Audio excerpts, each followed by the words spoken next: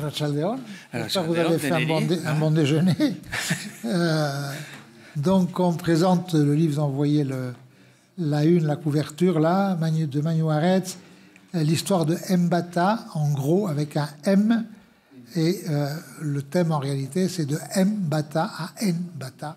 Ça a l'air de rien, mais c'est quand l'orthographe ou la normalisation d'une langue finit par faire de la politique. C'est un petit peu ça. Alors, moi, j'ai envie de vous poser d'abord une première question. Moi, j'ai l'impression que votre livre, il participe de l'historiographie, plus que de l'histoire du Pays Basque. C'est-à-dire que c'est un document nécessaire pour l'histoire. Voilà. Mais ce n'est pas un livre d'histoire directement, ce n'est pas mon sentiment. Mais pourquoi vous avez eu besoin d'écrire ce livre? Moi, c'est quelque chose qui m'a travaillé tout au long de la lecture. Je me suis dit, mais pourquoi il est si rude sur telle date à telle date, alors qu'au bout du compte, votre constat, c'est le constat de chacun d'entre nous qui avions 20 ans dans ces années-là, ou un peu plus. Moi, j'étais beaucoup plus jeune que vous à ce moment-là. À ce moment-là, c'est fini maintenant. Maintenant, je vous ai rattrapé. Mais et tout d'un coup, vous racontez cette histoire, mais vous avez eu un espèce de besoin très personnel d'apporter des détails. Alors, ma question, c'est pourquoi? D'une part, si vous avez lu mon avant-propos, il y a pas mal de choses qui permettent, disons, de trouver le fil conducteur. Et deuxièmement, c'est parce qu'en 2020, j'ai lu des choses qui m'ont incité vraiment à me poser la question, mais bon Dieu, cette histoire-là, personne ne la connaît. Il y a eu des jeunes qui ont été des futurs gens d'ici brillants, entre autres. Donc, il y a leur histoire en tant qu'étudiant. Et le fait, si vous voulez, que je me suis dit, tiens, vu ce que je lis, j'ai besoin d'écrire.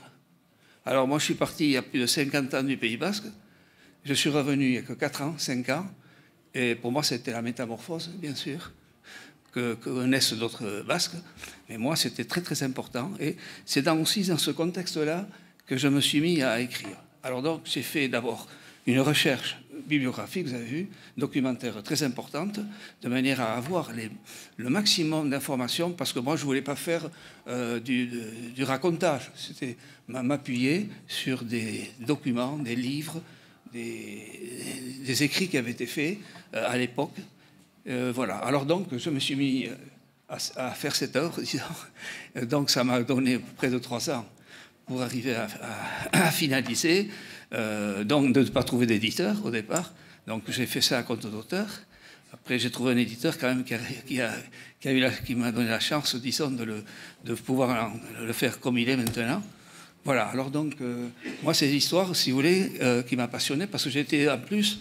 puis je me suis conseillé, je vais avoir 88 ans dans 2 mois. Alors, j'ai remarqué quand même des anciens Mbata, j'en ai vu aucun, qui étaient dans les travées, qui marchaient. Je me suis dit, je fais partie des vieux encore qui tiennent le coup, mais pour longtemps, ça fait rien. L'essentiel, c'est que j'ai écrit ça. Pour moi, c'était l'essentiel. Après, je ne sais pas comment je le retraduis, mais je voulais raconter cette histoire parce qu'elle n'a jamais été racontée. Elle a été, je dirais, oubliée, et même, je dirais, je ne vais pas prendre un terme de fossoyeur, mais elle a été complètement étouffée, cette histoire-là. Je ne sais pas si vous l'avez ressenti comme ça. Non, mais moi, je me posais la question...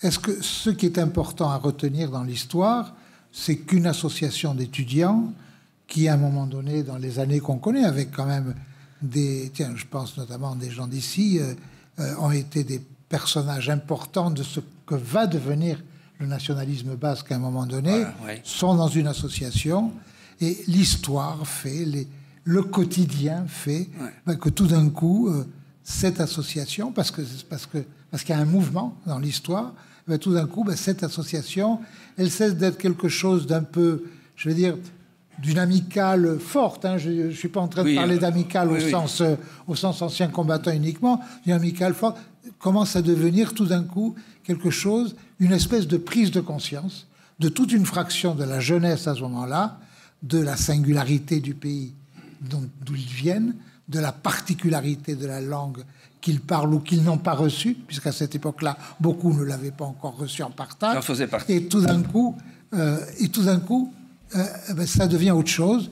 Et j'ai envie de dire que c'est sur une question d'orthographe que l'on passe de l'amical au politique. Et que le jour où tout d'un coup on se met à respecter l'orthographe réelle du mot lui-même, du vocable lui-même, à ce moment-là, il se passe quelque chose.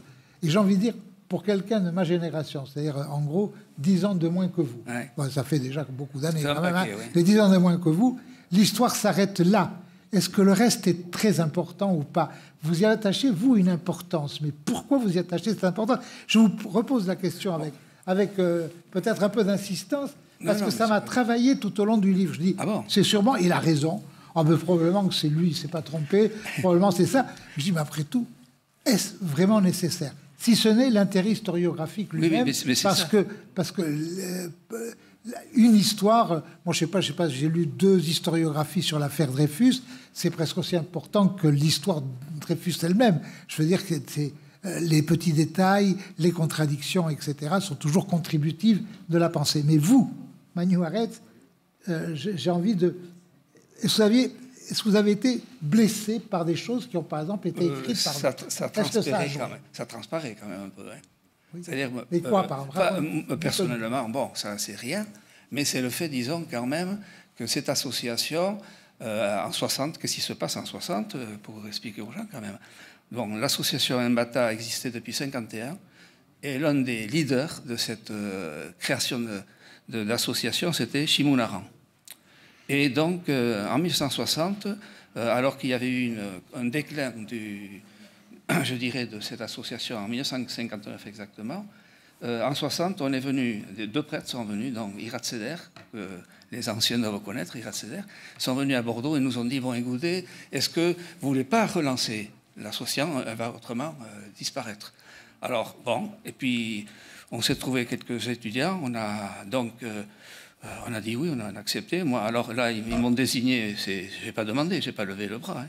Ils m'ont désigné comme président. Et il y avait Alain Anderson, je ne sais pas s'il y a des gens qui connaissent, qui est devenu médecin à Saint-Lampie-de-Port.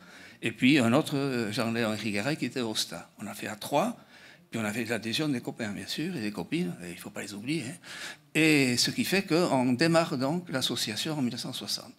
Et il s'avère qu'en 1960, au 1er septembre, à l'école Salem Bilsara d'Arbouette, sort un bulletin, pas un journal.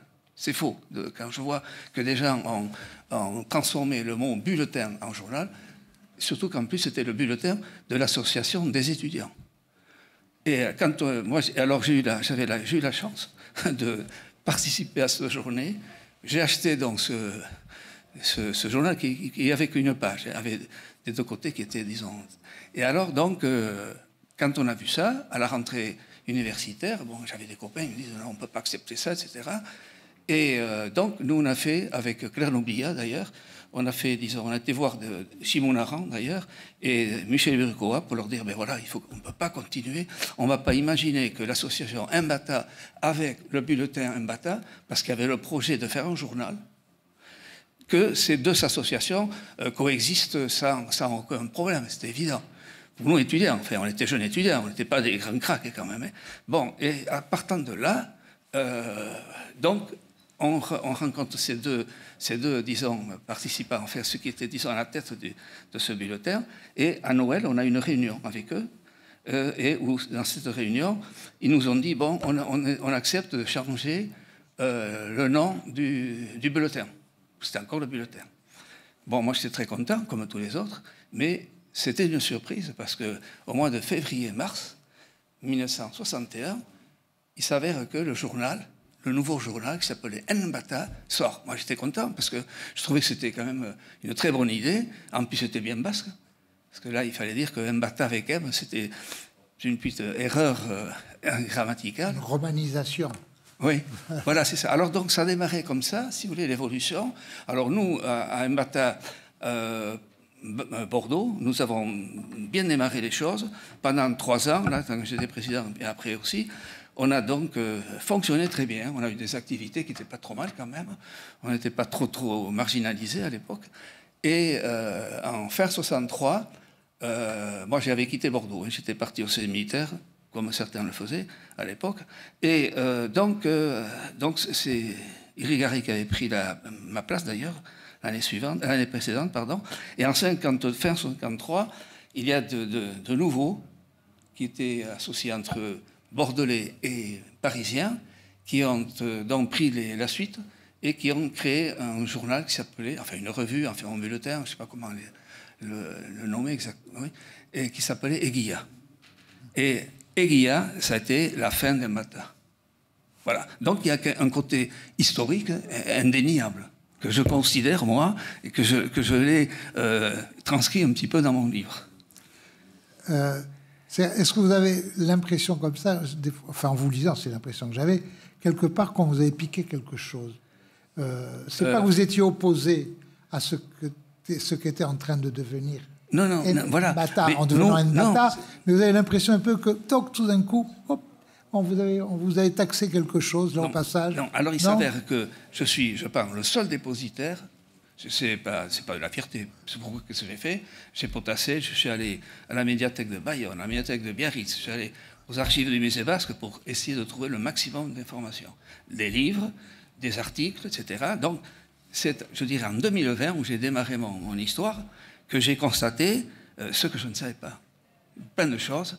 Bon, et qu'un journal, le journal qui a été, disons, à la suite de Mbata, bon, j'ai senti qu'il préférait, disons, étouffer notre existence. La preuve, parce que je dis là, ici, des rectificatifs que j'ai trouvés dans des périodiques du Pays Basque. Le journal Mbata, ENVATA, a paru pour la première fois comme numéro 1 en date de février-mars 61, et non pas en 1960. C'est une erreur historique pour moi, ça.